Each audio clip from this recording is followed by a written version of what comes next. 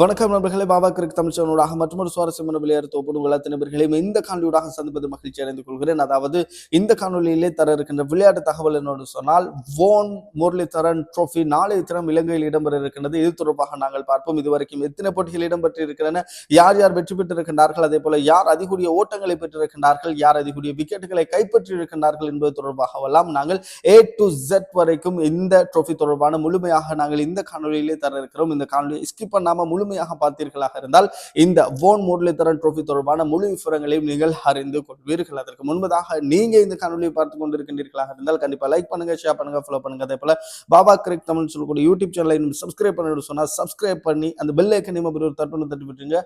காரணம் நான் போடுகின்ற ஒவ்வொரு வீடியோவும் உங்களுக்கு நோட்டிபிகேஷன்ல வந்து விழும். இப்போ வாங்க இந்த வீடியோக்குள்ள போகலாம். நாளை தினம் இலங்கையில் இடம்பெற இருக்கின்ற வோன் முரளிதரன் ட்ரோஃபி, குறிப்பாக வோன் மிகச்சிறந்த சுழல் பந்து வீச்சாளர், அதே போல முரளிதரன் மிகச்சிறந்த ஒரு சுழல் பந்து வீச்சாளர்.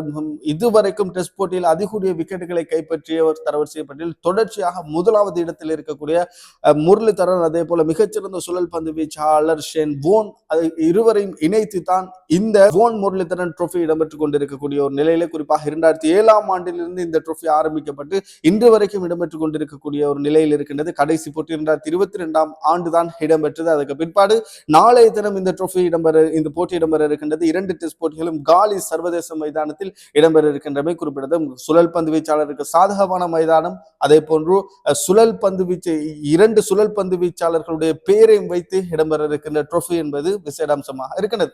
அதே போல நாங்கள் பார்த்தோமாக இருந்தால், நீங்கள் தற்பொழுது திரையில பார்த்துக் கொண்டிருக்கக்கூடிய காட்சி போட்டோக்கள் அத்தனையும் இன்றைய தினம் பகல் பிடிக்கப்பட்ட போட்டோக்கள், போட்டோ ஷூட்டுக்காக வேண்டி பிடிக்கப்பட்டது. இதிலே இலங்கையினுடைய தலைவர் தனஞ்சய டி சில்வா, அதே போல ஆஸ்திரேலிய அணியினுடைய தலைவர் ஸ்மித் ஆகியோர் 2 பேரும் எடுத்து, அதாவது இந்த ட்ரோஃபியின் 2 பேரும் ட்ரோஃபியோடு இணைந்த வாக்கள் 2 பேரும் எடுத்துக்கொண்ட அந்த புகைப்படங்கள். வோன் முரளிதரன் ட்ரோஃபி தொடர்பாக நாங்கள் பார்த்தோமாக இருந்தால், இதுவரைக்கும் 2007ஆம் ஆண்டிலிருந்து மொத்தமாக நாங்கள் பார்த்தோமாக இருந்தால் 6 முறை இந்த போட்டிகள் இடம்பெற்றிருக்கின்ற. முதலாவது போட்டி 2007, 2008 பருவ காலத்தில் இடம்பெற்ற போட்டி. இந்த போட்டியிலே 2 போட்டியில் வெற்றி அடைந்த ஆஸ்திரேலிய அணிதான் இந்த போட்டியிலே வெற்றி அடைந்து கொண்டார்கள். அதே போன்று இரண்டாவது போட்டி 2011ஆம் ஆண்டு இடம்பெற்ற போட்டி 1-0 என்ற கணக்கில் ஆஸ்திரேலியா வெற்றி அடைந்திருந்தார்கள். அதே போன்று 2012-13ஆம் ஆண்டுக்கான போட்டி ஆஸ்திரேலிய அணி 3-0 என்ற கணக்கில் வெற்றி அடைந்திருந்தார்கள். அதே போன்று 2016ஆம் ஆண்டு இடம்பெற்ற போட்டியிலே இலங்கை அணி 3-0 என்ற கணக்கில் வெற்றி அடைந்து, அதாவது இந்த ட்ரோஃபி ஆரம்பிக்கப்பட்டதிலிருந்து ஒரே ஒரு வெற்றியினை மாத்திரமே பதிவு செய்திருக்கின்றார்கள் இலங்கை அணி,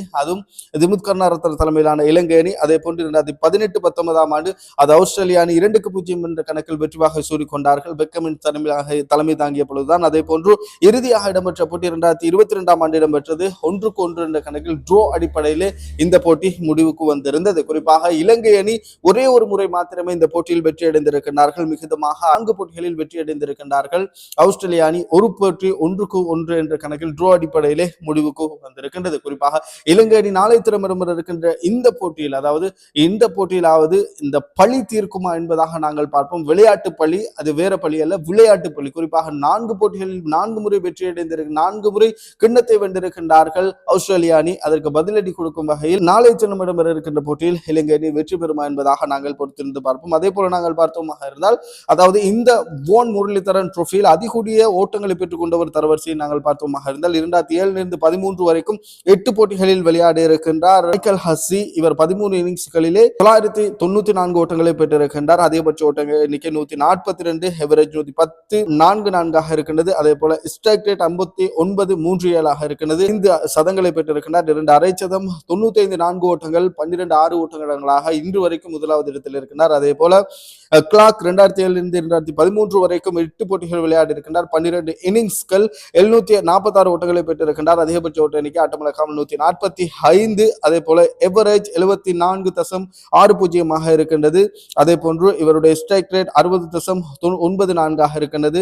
இதிலே 3 சதங்கள், 5 அரை சதங்கள் என்பதாக பெற்றிருக்கின்றார். 81 4 ஓட்டமும் 7 6 ஓட்டங்களும் பெற்றிருக்கின்றார். அதே போல இலங்கை சார்பாக ஏஞ்சலோ மெத்யூஸ் 11 22 வரைக்கும் நாங்கள் பார்த்தோமாக இருந்தால் 11 போட்டிகளில் விளையாடி இருக்கின்றார். 19 இன்னிங்ஸ்கள் வரை விளையாடி இருக்கின்றார். இதிலே 692 ஓட்டங்களை பெற்றிருக்கின்றார். அதிகபட்ச ஓட்ட எண்ணிக்கை 105 ஆட்டமிழக்காமல் பெற்றிருந்தார். இவருடைய எவரேஜ் 40.70 இருக்கின்றது. அதே போல இவருடைய ஸ்ட்ரைக் ரேட் 48.39 இருக்கின்றது. ஒரு சதம் 5 அரை சதம் என்பதாக பெற்றிருக்கின்றார். 74 4 ஓட்டமும் 6 ஓட்டத்தினையும் பெற்றிருக்கின்றார். அதே போல குமார் சங்கக்கார 6 போட்டிகள் விளையாடி இருக்கின்றார். 11 இன்னிங்ஸ் 624 ஓட்டங்களை பெற்றிருக்கின்றார். இவருடைய அதிகபட்ச ஓட்ட எண்ணிக்கை 192 ஓட்டமாக இருந்தது. ஆட்டமிருந்து வெளியேறியிருக்கின்றார். எவரேஜ் 62.40 இருக்கின்றது. அதே போன்று ஸ்ட்ரைக் ரேட் 47.41 இருக்கின்றது. ஒரு சதமும் 5 அரை சதமும் பெற்றிருக்கின்றார். 81 4 ஓட்டம் ஒரு 6 ஓட்டத்தை அடைத்திருக்கின்றார். அதே போன்று தினேஷ் சாந்திமல் 2013 2022 வரைக்கும் நாங்கள் பார்த்தோமாக இருந்தால் 8 போட்டிகளில் 15 இன்னிங்ஸ்கள் 579 ஓட்டங்கள், அதிகபட்ச ஓட்ட எண்ணிக்கை 206 இருக்கின்றது. எவரேஜ் 44.53 இருக்கின்றது. அதே போன்று ஸ்ட்ரைக் ரேட் 48.45 இருக்கின்றது. இதிலே அவர் 2 சதங்கள் பெற்றிருக்கின்றார். ஒரு அரை சதத்தினை பெற்றிருக்கின்றார். அதே போல 2 முறை எந்த விதமான ஓட்டம் பெறாமல் ஆட்டமிருந்து வெளியேறி இருக்கின்றார். 61 4 ஓட்டம் 6 ஓட்ட மடங்களாக பெற்றிருக்கின்றார். அதே போல மகிழ ஜெயவர்தன 2007 13 வரைக்கும் நாங்கள் பார்த்தோமாக இருந்தால் 8 போட்டிகளில் 13 இன்னிங்ஸ் 555 ஓட்டங்களை பெற்றிருக்கின்றார். இவர் 4 சதத்தினை பெற்றிருக்கின்றார். 2 அரை சதம் 75 4 ஓட்டம் 2 6 ஓட்ட மடங்களாக இவர் பெற்றிருக்கின்றார். இதுதான் அதிகபட்ச, அதாவது இந்த ட்ரோஃபியிலே அதிகபட்சமாக ஓட்டங்களை பெற்றுக் கொண்டவர்கள் தரவரிசை. அதே போல பந்துவீச்சு தரவரிசையை நாங்கள் பார்த்தோமாக இருந்தால் இலங்கை அணியினுடைய இடதுகை சுழல் பந்து வீச்சாளர் ரங்கநகரத் இதிலே 2011 2016 வரைக்கும் 8 போட்டிகளில் விளையாடி இருக்கின்றார். 15 இன்னிங்ஸ் 2434 பந்துகளை வீசி இருக்கின்றார். 405 ஓவர்கள் பந்து வீசி இருக்கின்றார். அதே போன்று 79 மேடின்களை வீசி இருக்கின்றார். 1132 ஓட்டங்களை விட்டுக் கொடுத்திருக்கின்றார். 56 விக்கெட். இவருடைய பெஸ்டாக 7 விக்கெட்டினை கைப்பற்றியிருந்தார் 64 ஓட்டங்களுக்கு. அதே போன்று ஸ்டாக் 2012 2022 வரைக்கும் நாங்கள் பார்த்தோமாக இருந்தால் 9 போட்டிகளில் 17 இன்னிங்ஸ்கள் 1705 பந்துகளை வீசி இருக்கின்றார். 284 ஓவர்கள் பந்து வீசி இருக்கின்றார். இதிலே 48 மேண்டின் 991 ஓட்டங்களை விட்டுக் கொடுத்து 51 விக்கெட்டினை கைப்பற்றி இருக்கின்றார். அதே போன்று லயன் 2011 2022 வரைக்கும் நாங்கள் பார்த்தோமாக இருந்தால் 13 போட்டி 25 இன்னிங்ஸ் 356 பந்துகள் வீசி இருக்கின்றார். 509 ஓவர்கள் பந்து வீசி இருக்கின்றார். இதிலே 80 மேடின் 1604 ஓட்டங்களை விட்டுக் கொடுத்து 46 விக்கெட்டுகள். அதே தரவரிசையில் நாங்கள் பார்த்தோமாக இருந்தால் பெக் கமின்ஸ் இந்த போட்டியில் இல்லை.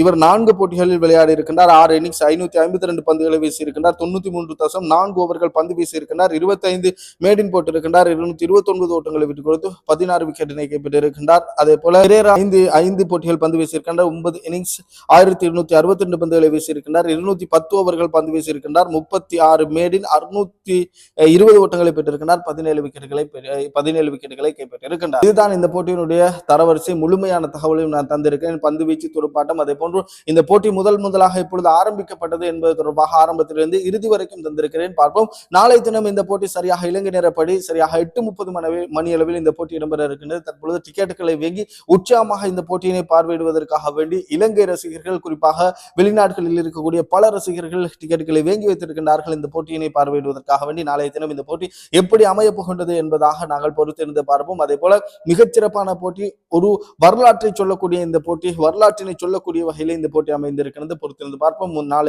முதல் நாள் ஆட்டம் நிறைவுக்கு வந்ததன் பிற்பாடு ஸ்கோர் விவரங்களோடு நான் உங்களை சந்திக்கிறேன். அது வரைக்கும் உங்களிருந்து விடைபெற்று செல்லும் நான் ஆர்ஜி ஆசிர். வணக்கம் நேர்களே.